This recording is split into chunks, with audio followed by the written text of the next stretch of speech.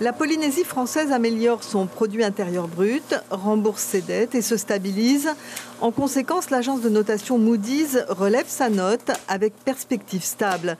C'est encourageant, surtout pour les investisseurs potentiels qui ne se lancent pas sans consulter les analyses des grandes agences de notation. C'est très important, vous savez, lorsqu'on regarde dans le monde, avant d'aller investir dans un pays, que ce soit en Amérique du Sud, que ce soit en Afrique, que ce soit en Asie, on regarde de très près la confiance que l'on peut avoir dans le système économique. Et chez nous, on peut dire aujourd'hui que la confiance est retrouvée. Pour améliorer cette note, les analystes de Moody's ont constaté que le gouvernement s'était lancé dans des réformes qui portent leurs fruits, comme la retraite, et qu'elle se désendettait, passant de 100 milliards en 2013 à 83 milliards aujourd'hui. Autre point important pour Moody's, la stabilité politique qui permet de préserver les équilibres budgétaires, ce qui facilitera les demandes d'emprunt.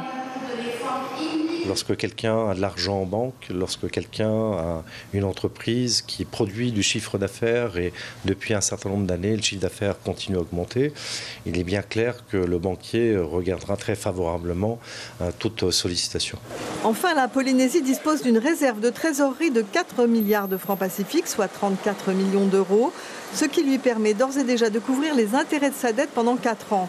Un point cependant qu'il faut que la Polynésie améliore, son produit intérieur brut qui démontre une richesse par habitant très inférieure à celle des Français de métropole. L'information en continu sur Polynésie la première, Internet et réseaux sociaux.